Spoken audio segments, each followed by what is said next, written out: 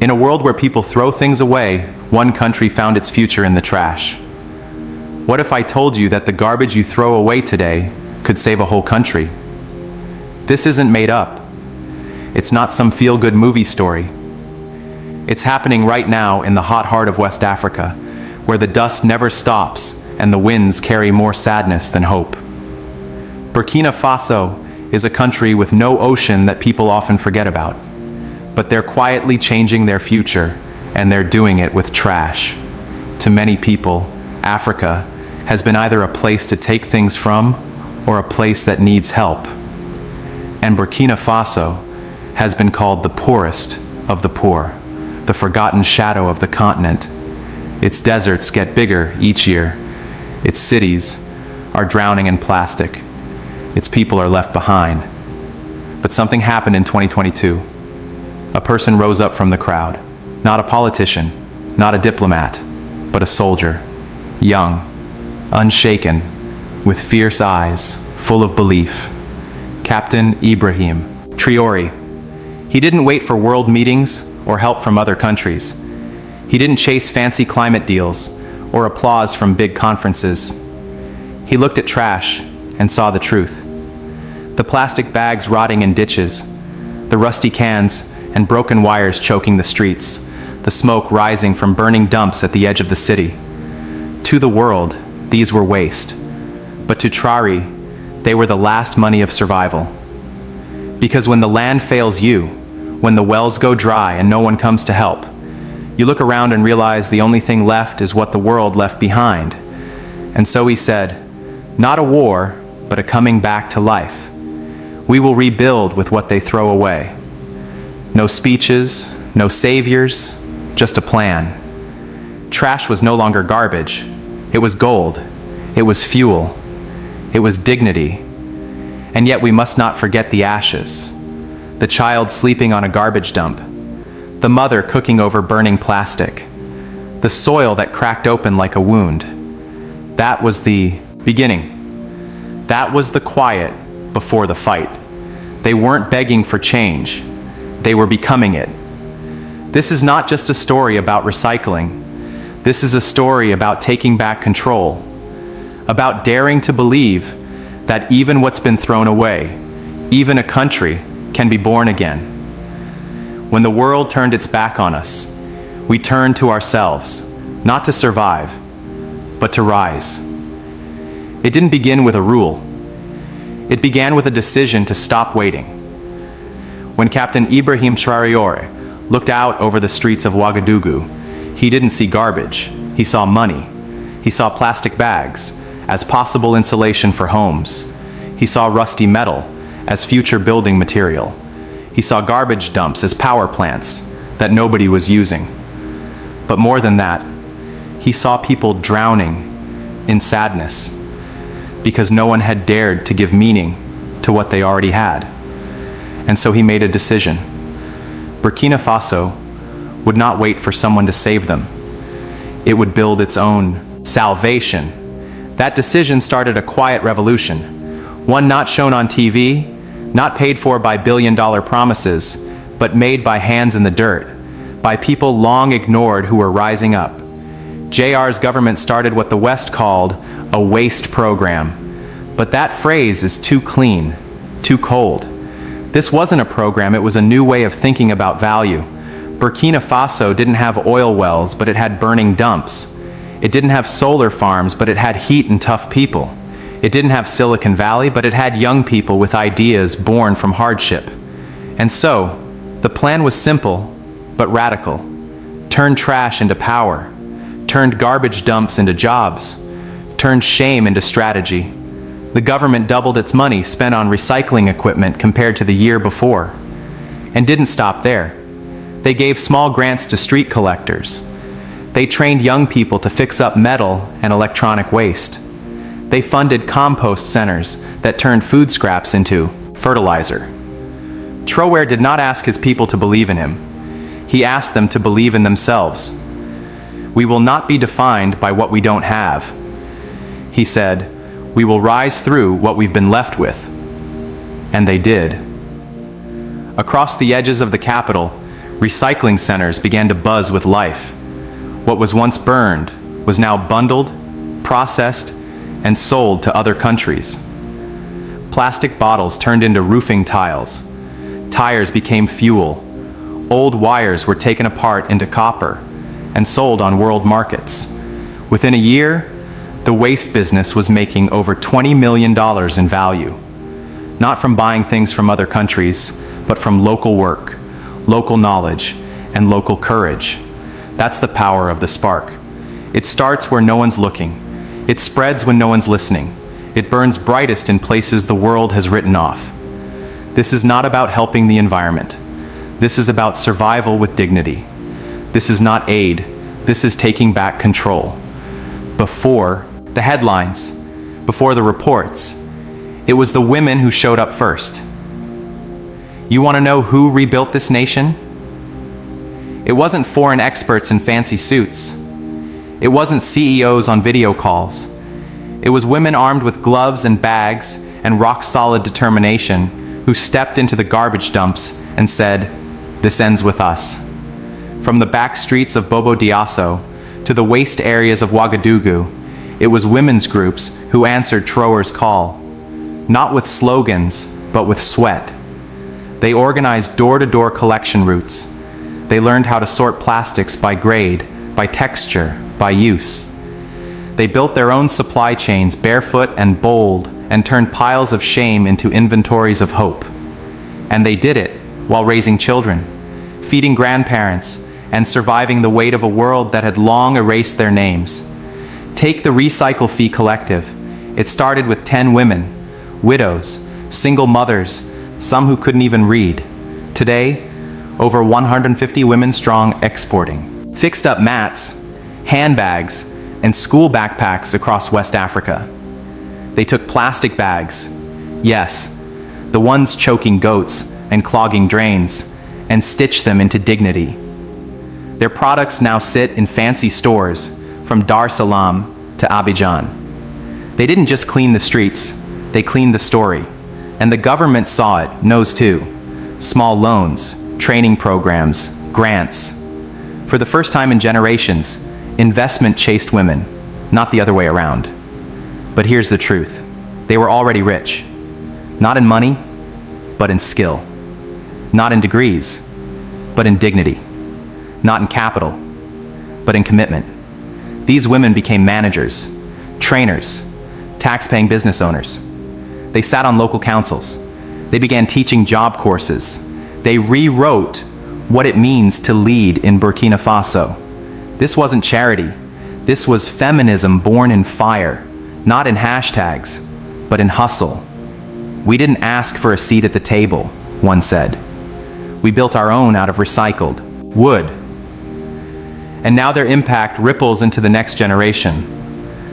Schools are including waste business in their classes.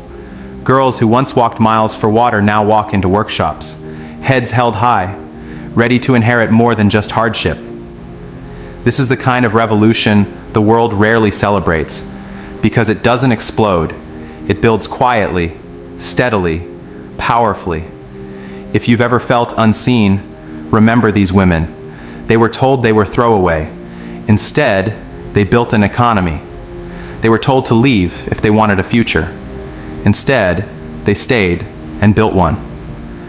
For too long, the story of Africa's youth has been told in one direction: out.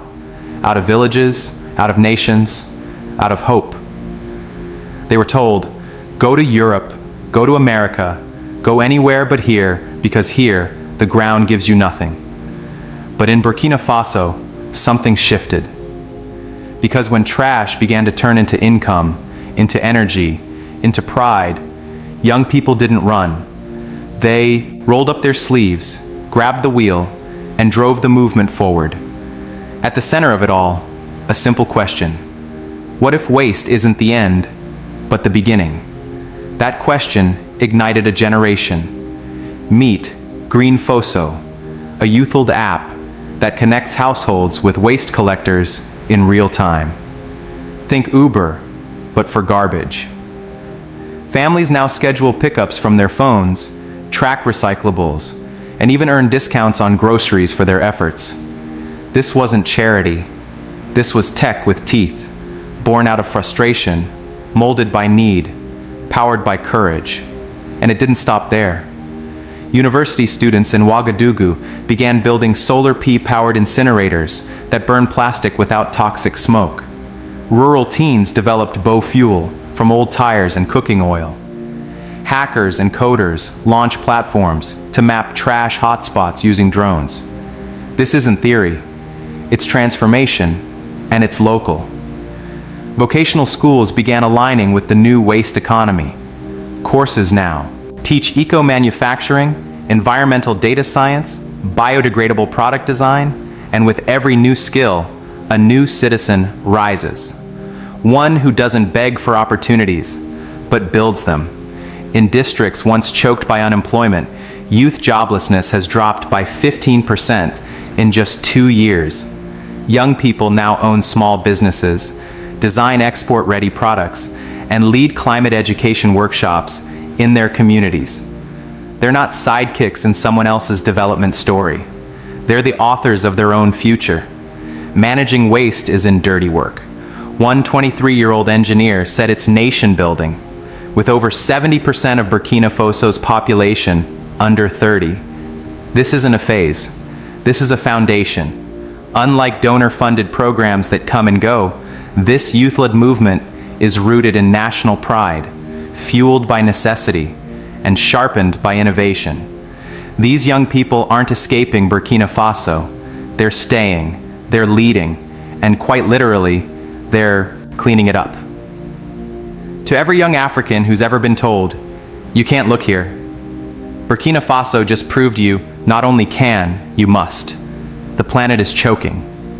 Burkina Faso chose to fight with what the world throws away, while global leaders debated carbon offsets and green tech in marble halls.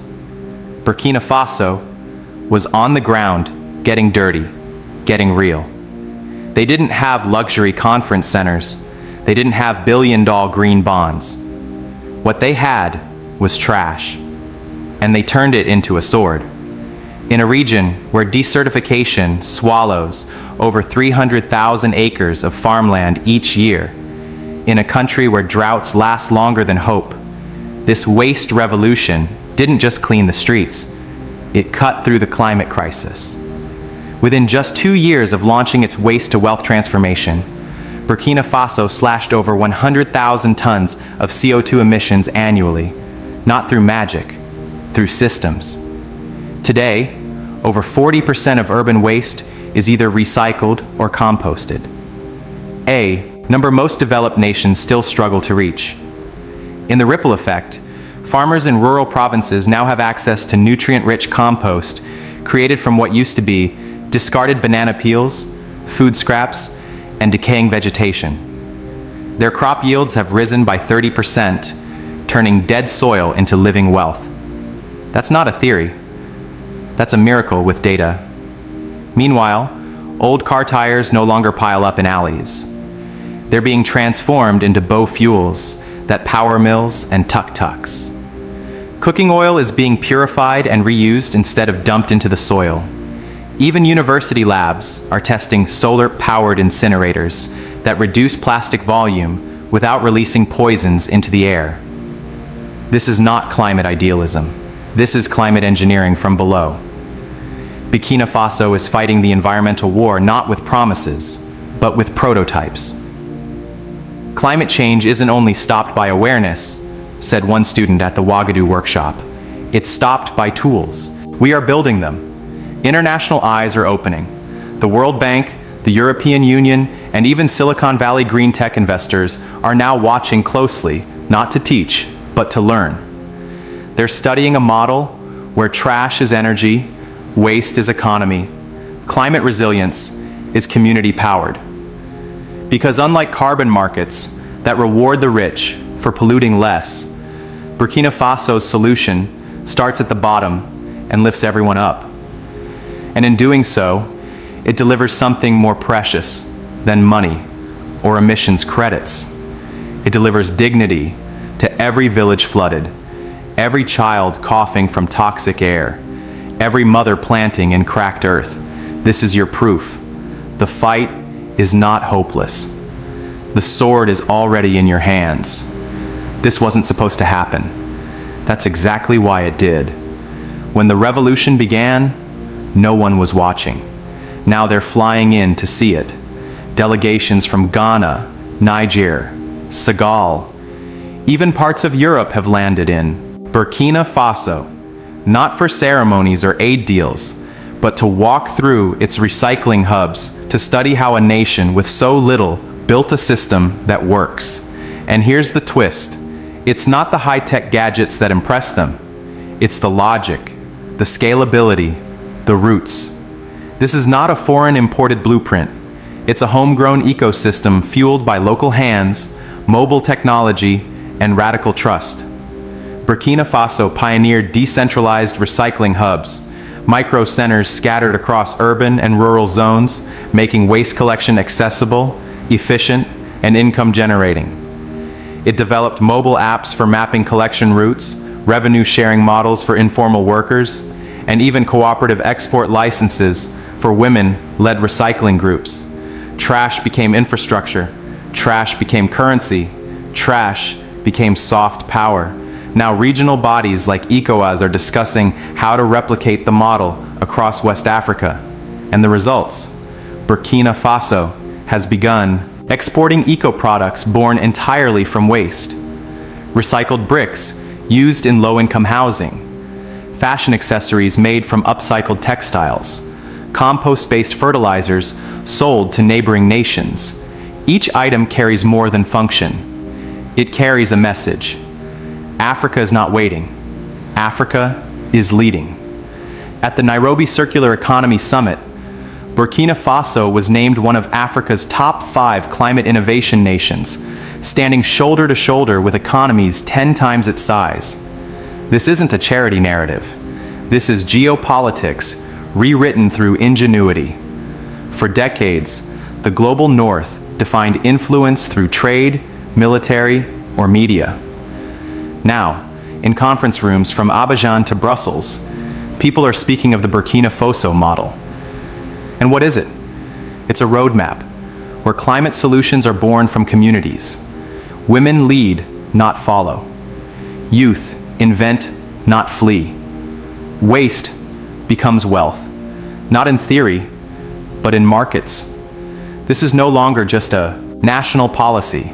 It's a continental invitation.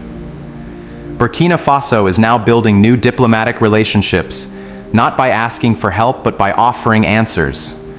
Green investors, development banks, climate alliances, they're coming not to rescue, but to collaborate. They thought we had nothing, said one official. Turns out we had something no one else dared to try. Burkina Faso didn't just clean its streets. It cleared a path for every overlooked nation ready to rise to the world's underestimated nations. Your solutions are not too small. They are too real to ignore. They called it waste. We called it the beginning. In the quiet before dawn, on the edges of Ouagadougou, the ground no longer smells of smoke.